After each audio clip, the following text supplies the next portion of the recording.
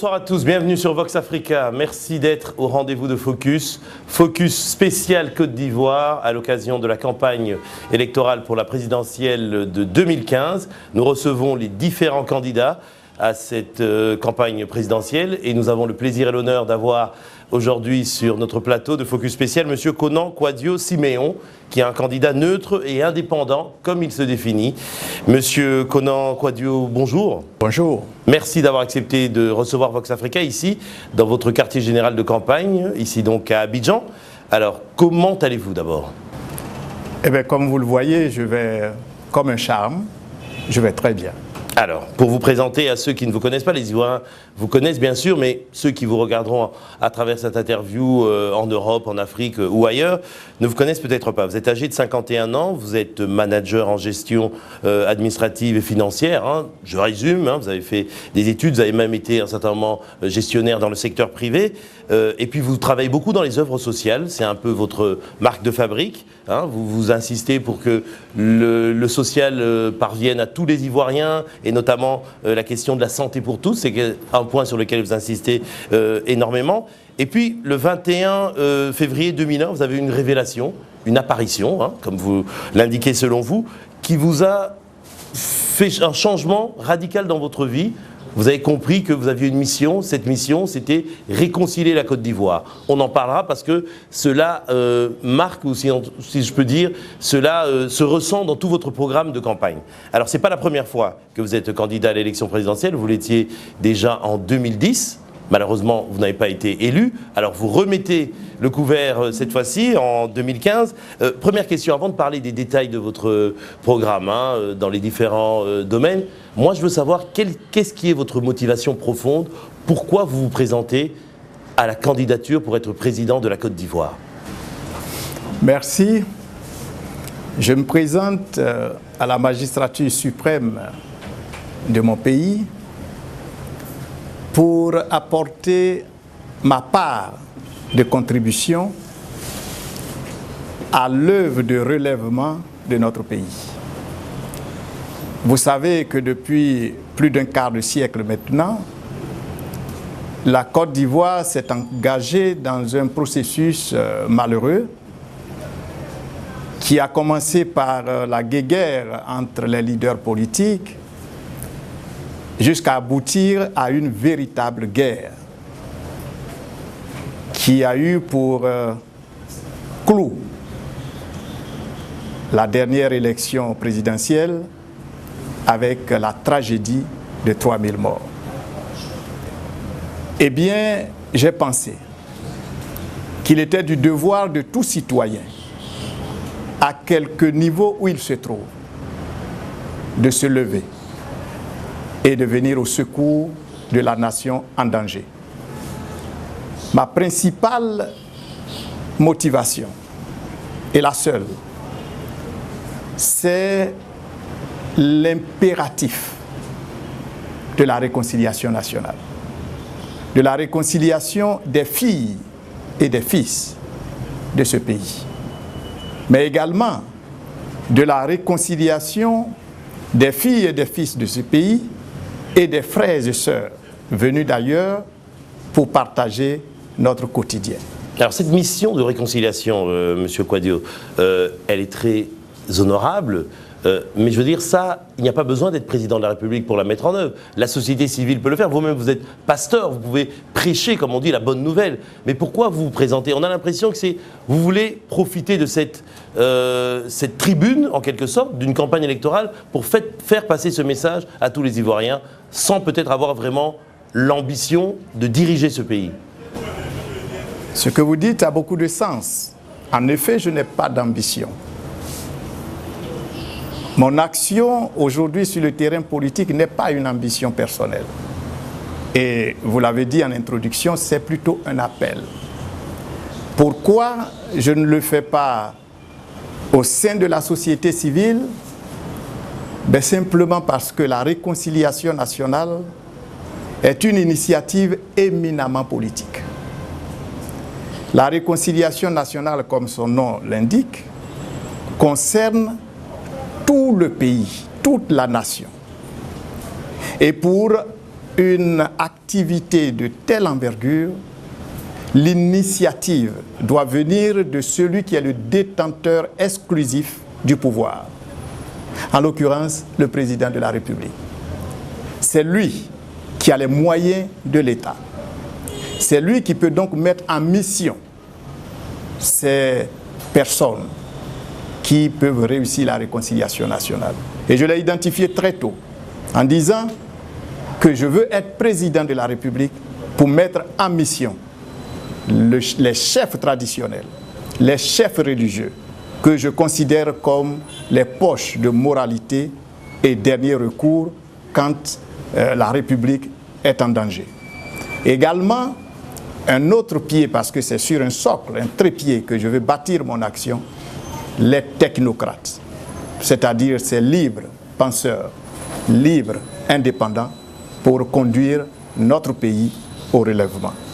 Nous ne pouvons donc pas, ayant essayé toutes ces longues années au sein de la société civile et n'ayant eu d'oreilles véritablement attentives, nous avons saisi cette révélation pour briguer la magistrature suprême afin de réconcilier véritablement les Ivoiriens. Alors on est à 2 semaines donc, du scrutin présidentiel qui aura lieu le 25 octobre 2015. De 10 candidats annoncés au départ, 10 candidats inscrits et reconnus donc, pour concourir à la magistrature suprême, il y en a 2 qui ont déjà retiré leur candidature au motif que les règles ne sont pas claires, il y a des problèmes quant à la mise en place et l'élaboration du fichier électoral.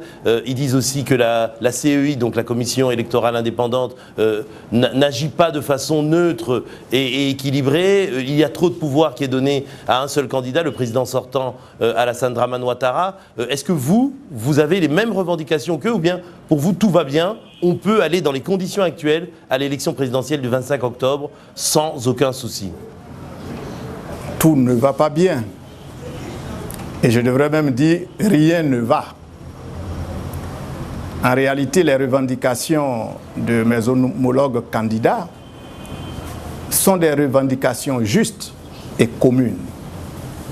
À l'évidence, les conditions pour une élection apaisée ne sont pas réunies. Les conditions pour une élection crédible, c'est-à-dire régulière, juste, ouverte et transparente, ne sont pas réunies. La commission électorale indépendante est totalement déséquilibrée. 90% des représentants favorables au président sortant. Aucun représentant des candidats, en l'occurrence du candidat Konako Adio-Siméon, que je suis. Alors que siègent à cette commission des représentants de partis politiques qui n'ont pas de candidat. Déséquilibre donc total. Deuxième élément, la liste électorale. La loi stipule que cette liste, dans sa phase provisoire, doit être regardée par les candidats pour pouvoir faire des observations. Nous n'avons jamais eu cette liste et la liste définitive est sortie. Autre élément, l'accès équitable aux médias d'État. Alors que j'ai fait acte de candidature le 6 août, que j'ai mis au défi la commission électorale de me démontrer un tant soit peu son impartialité en me traitant comme la veille le président de la République avait été traité, jusqu'à ce qu'on rentre en campagne là, je ne totalisais pas plus de 3 minutes de télévision, alors que le président de la République, candidat donc mon concurrent, avait 45 minutes multipliées par 3 tous les jours et depuis bien longtemps. La sécurité. J'ai été ici le jour même de l'ouverture de la campagne, victime d'un incident. Je passe cela sous silence. De sorte que c'est seulement hier que j'ai pu lancer ma campagne. Voyez-vous, autant d'éléments qui montrent bien que les conditions ne sont pas réunies. Alors pourquoi dans ces conditions, justement, après cette litanie de reproches que vous pouvez faire à l'organisation de ce scrutin, pourquoi vous maintenez votre candidature? Monsieur Coulibaly, Monsieur Amara ont décidé de ne plus jouer ce jeu où les règles ne sont pas équilibrées et ne sont pas justes. Vous, pourquoi vous voulez aller jusqu'au bout? Je vais jusqu'au bout parce que je suis un homme de foi. Je suis un homme de nature optimiste. Et parce que chaque fois que le président de la République ou que le président de la commission électorale prend la parole, ils disent qu'ils feront tout pour que ces conditions soient réunies, pour que ces élections soient crédibles et donc apaisées.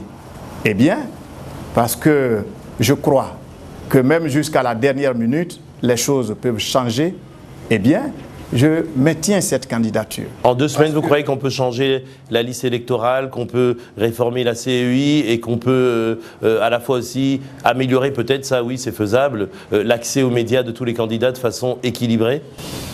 Je suis un homme raisonnable. Et quand je vais en une négociation, je suis prêt à céder sur un minimum.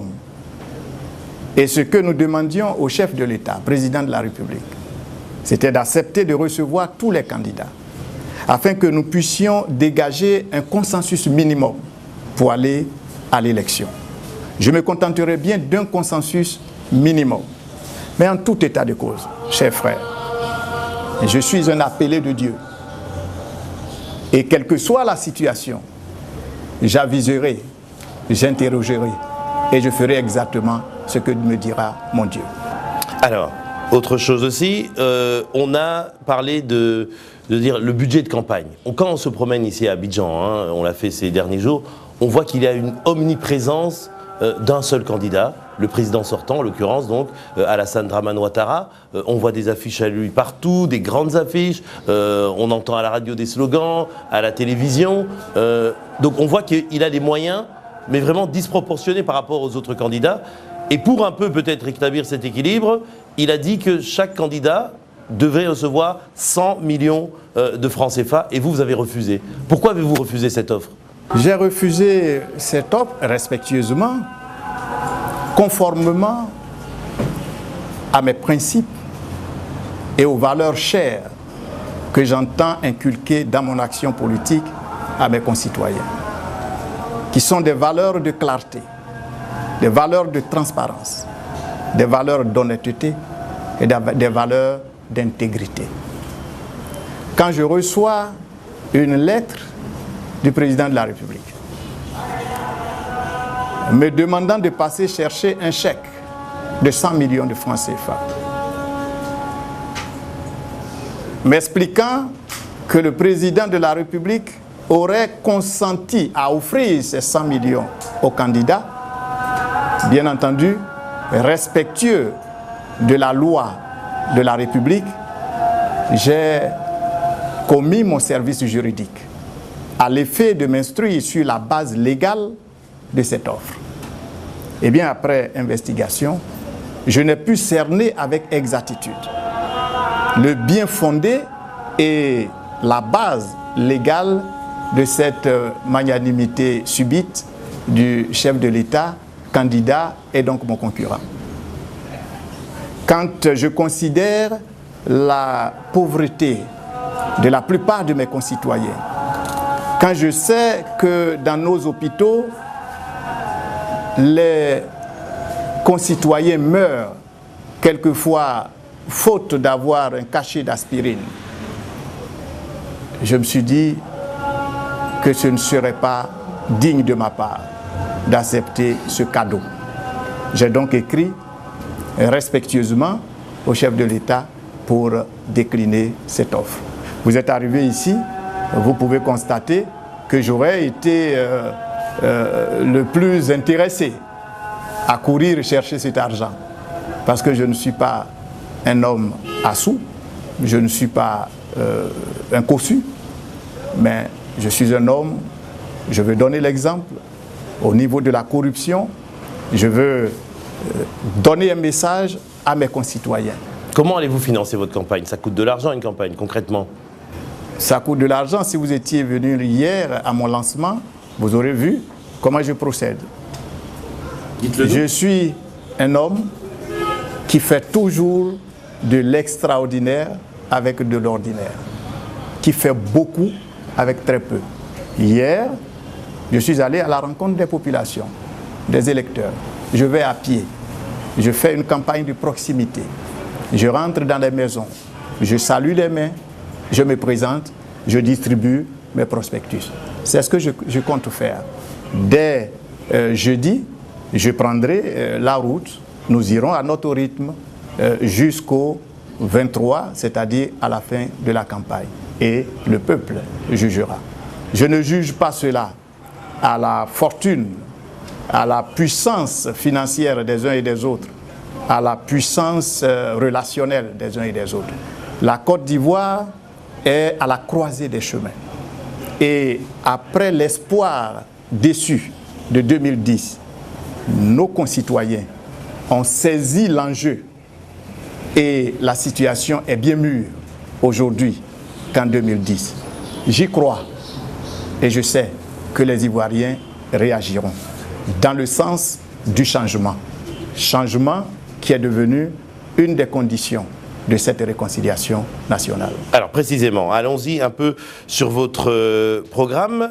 Comme on disait, hein, donc élection 2010, élection 2015, 5 ans se sont passés, 5 ans au cours desquels il y a eu bien sûr cette crise, des chantiers ont été lancés, donc les enjeux ne sont pas les mêmes, les acteurs ne sont pas les mêmes, même si un des acteurs important du scrutin de 2010 est encore là, c'est le président sortant Alassane Dramane Ouattara, mais les autres acteurs, ce sont plein de gens. Vous étiez en 2010, vous êtes de nouveau là. On pourrait cerner les enjeux en trois domaines essentiels.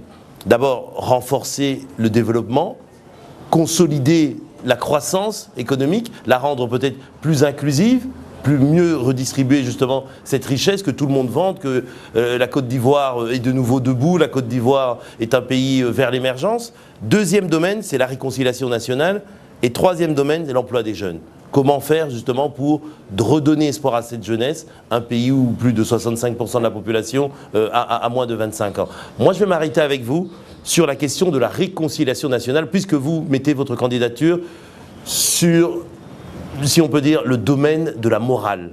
Le domaine de la morale, de l'éthique, de la vertu. Vous parlez d'ailleurs travail, vérité, justice et tolérance, une vertu. C'est quelque chose qui est écrit en lettres gras dans votre programme. Alors cette réconciliation nationale, pour vous, en 5 ans, le pouvoir Ouattara n'a rien fait? Est-ce qu'on se retrouve aujourd'hui au même stade qu'à la fin de la crise en 2011? Non, je ne caricature pas. Je veux dire que la réconciliation nationale en Côte d'Ivoire n'a pas été exécutée.